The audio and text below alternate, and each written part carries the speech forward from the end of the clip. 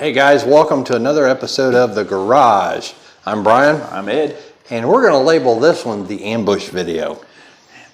Ambush. I filled Brother Ed in on this. Earlier this week, I got a phone call from an individual who shall remain at this point unnamed to meet at a church that shall at this point remain unnamed. Because we're nice. Yeah, because we're going to be nice right now. But there's going to come a time when names are going to be named and things are going to be exposed because that's what a watchman does. To the chagrin of those who don't want to be put into the light. Especially if you ambush people. Yeah. And I'm going to tell you something. Ambushing a guy is cowardly. It's dishonorable. Bullying? Yeah, it's bullying. And I'm not going to be bullied. Yeah. Sorry, not going to happen. And to give you this story, I got a phone call from an individual telling me about a circumstance that happened to them when they were on the road. And being the kind of person that I am, and Brother Ed can attest to this, I'm a nice guy, but I don't beat around the bush. I never will. Anyways, I was asked to meet this individual at a church. So I did, and I get down there, we go in, and he said that the pastor of this church agreed to let us use his office so we could sit down and talk privately. I was like, great. So we go in a rather nice office, had a couch, had a couple chairs, So we're going to sit down, and no sooner do we sit down than the pastor of this church and another pastor of another church come walking in. And one of them had a packet, and years ago I delivered packets to the churches trying to warn them about things that were coming. Part of the packet was the information from the Black Awakening by Pastor Russ Dizdar. I want to give credit there because that's Pastor Russ Dizdar's work, and he's out of Ohio. Yeah. He's an excellent, awesome pastor, good man of God, and he's out there in the trenches doing the work that a lot of churches aren't doing and refuse to face. Yeah. And so anyways, the pastor walks in with this packet, slaps it down on the desk, and they sit down, and he says, and he started off with this. First thing I want to tell you is we don't believe a bit of this. Not one word. This is sensationalism, and it's all just to sell books, and I mean, that's the direction they went with it. Yeah. And long story short, I told him, I said, you know something? I have dealt with people like you in churches everywhere. Didn't matter what church I've been to, there has inevitably been one or more persons in that church that has done this. I'm done. I am done fighting with you. I am done arguing with you because you don't want to listen. And that's when I told him about the watchman's warning from Ezekiel, man. If the watchman sees the enemy and he doesn't warn the people, it's on him. But there's another part to that warning. That if the watchman warns the people and they don't listen, guess what? It's all on you. So to the shepherds of the flock of these churches that I have been to, I'm not naming any single church. I'm going to tell you this. You might not want to listen to what I have to say. You might not want to read the information that I've given you in the packet that I delivered to you at your church because I felt led to do so. But the day's going to come when you're going to want to try to find that packet or you're going to want to try to find me. And you're going to want to hear what I have to say. And on that day, I will be there. But there will be a caveat. You should have listened when it could have made more difference. Yeah. Should have listened. And a whole lot more people to be listening now. Yeah. You can do a whole lot better and you can prepare and be ready. How many times we talked about in these videos about preparedness and prepping and being ready. I mean, here recently on the Facebook page, my Christian friends, prepping came under fire, by an individual. And, of course, my comment was, what about Noah and Joseph? Yeah, yeah. God warned them and told them, this is coming. Yeah. Yeah, that was actually a video I put on there, and I don't think that person even looked at the video. They just looked at the title. Made a judgment call. Should Christians be preppers? That's what it said. Yeah. Then you click the video and we'll watch Pastor Perry Stone's reasoning to become a prepper. Yeah. And that's the other thing, too, with somebody at my work. I showed it to her. And she's a Christian. She's on the page. Yeah. And I just showed it to her, and she goes, oh, no, Christians should be preppers. And then I go, okay, why? Oh, because the Lord's going to take care of us. Oh, dear. Oh, dear. Okay, then this argument popped in my head, and I I'm a genius, so it's one of the best arguments I've ever heard. Go ahead. No.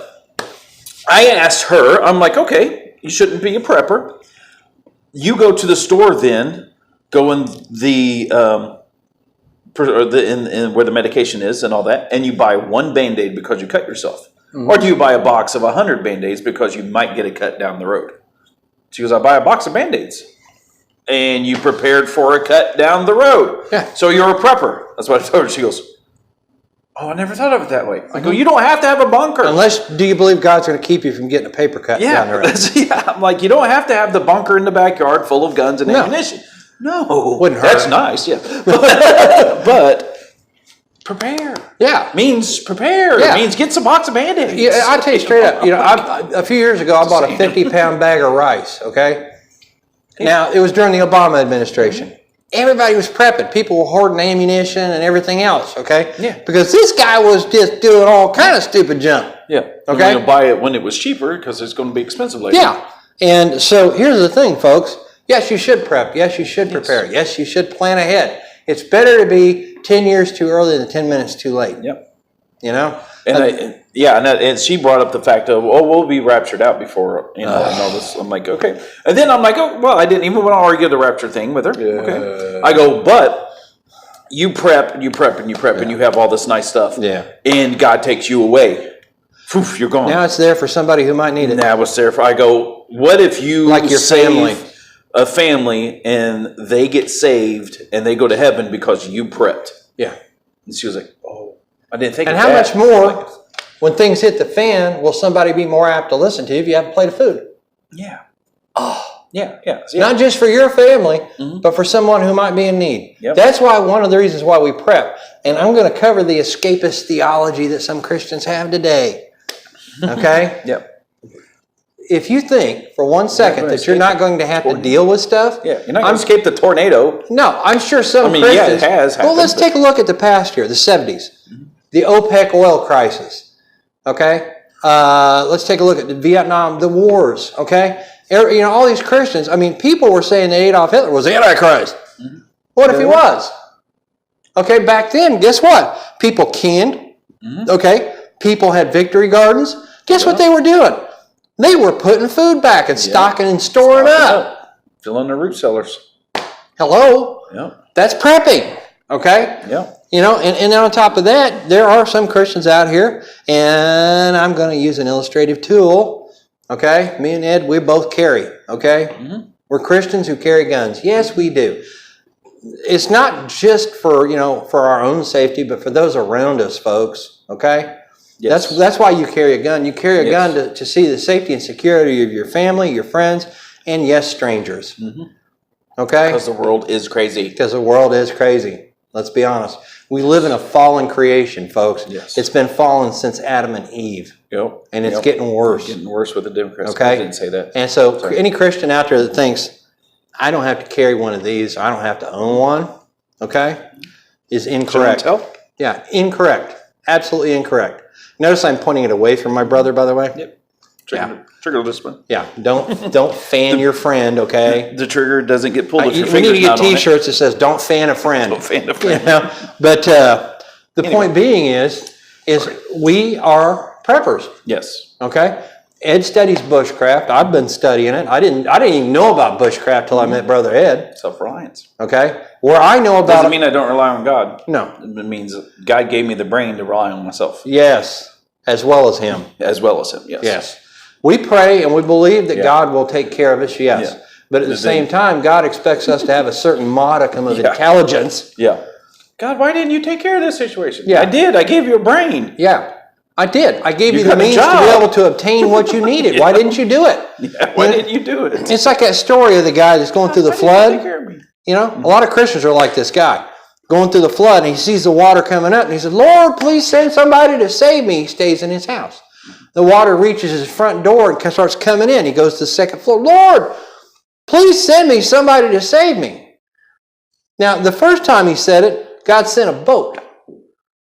Okay? Second time, God sent another boat. Third time, He sends a helicopter. The guy's on the roof. Then the water overtakes the house. The guy drowns, and he's in heaven. And he said, God, why didn't you answer my prayer? He said, I did. I sent 3 people. 3 people. Yeah, Christians, let me tell you something. Escapist theology is incorrect.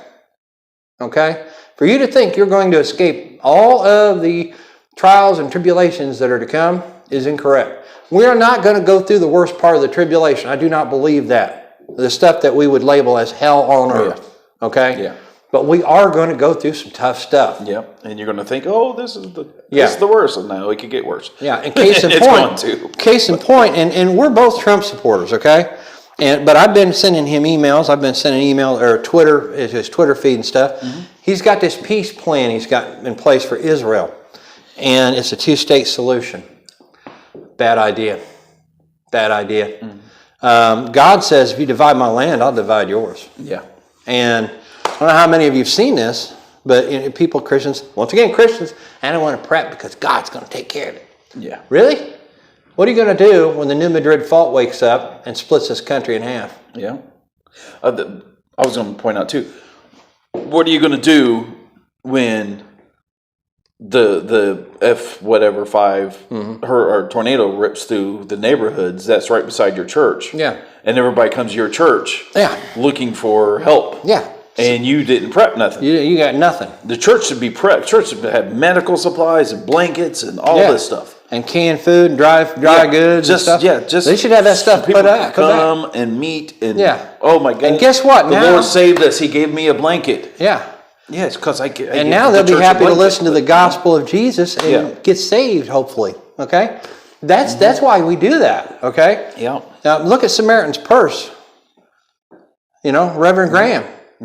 Franklin Graham, the son of Billy Graham, the great evangelist. I mean, they go around the world and they are witnessing of the gospel of Christ to people, not just by their words, but by their actions. You know, and I'm not a fan of the Catholic Church, but let me make a quote. Preach the gospel every day, but if you must, use words. Yeah, yeah. That was St. Francis that said that, if anybody wants to know. Yeah. And it's a true statement. One of the better saints. Yeah. You know, you preach the gospel not just by your words, but by your actions. Yeah. What did Jesus do to the fruit tree that wasn't producing He fruit? cursed it. And dried up from the root. It dried up from the root. Yeah. Guess what? The time is coming to you ambush artists out there. It's not just coming to church on Sunday mornings. Yeah. But to you ambush artists out there from earlier this week, I've got a warning for you. I'm going to give you a warning. The time is coming for the brick and mortar churches. They're going to start fading. Okay? The power you think you hold right now is transitory. It's fleeting. It'll run through your fingers like sand. Yeah.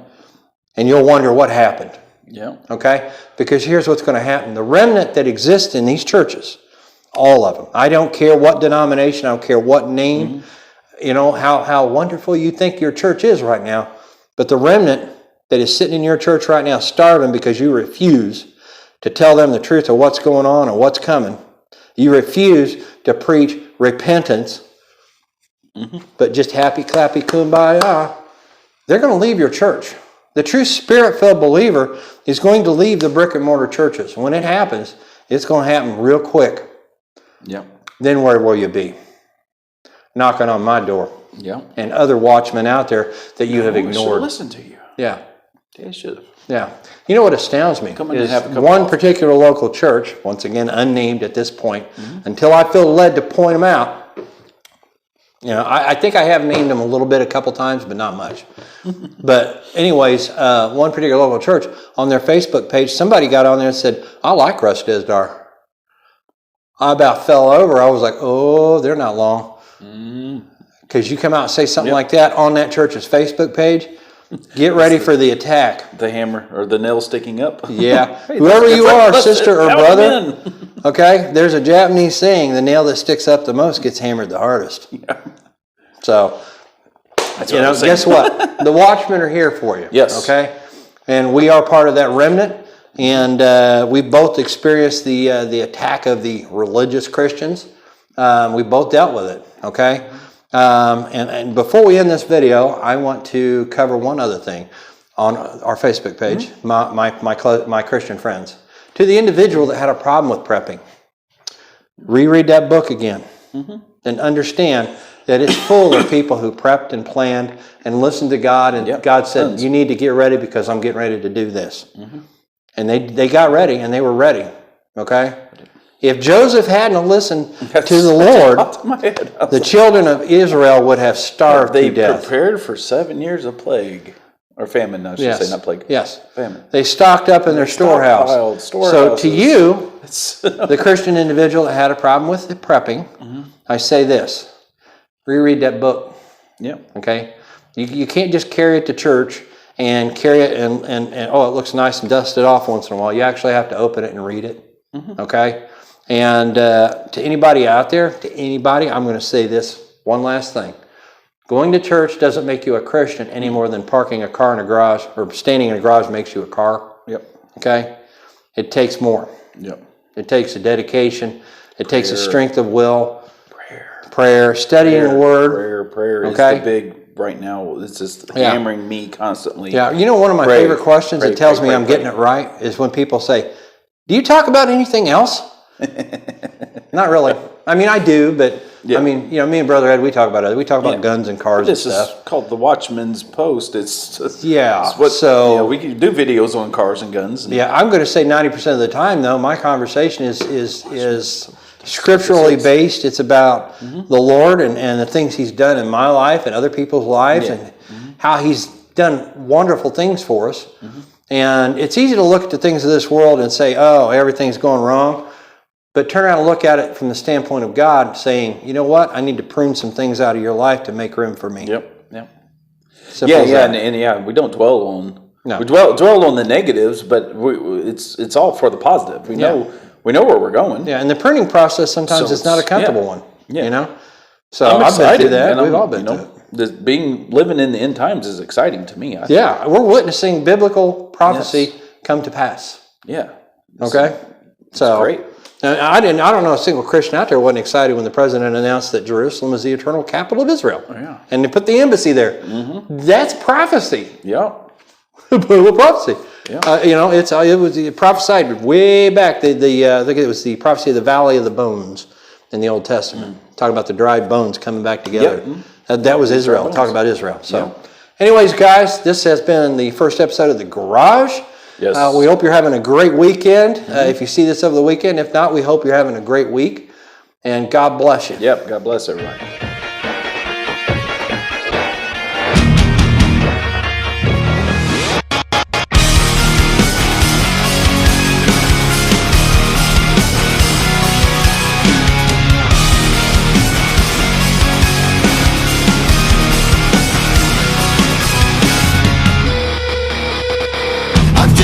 Away.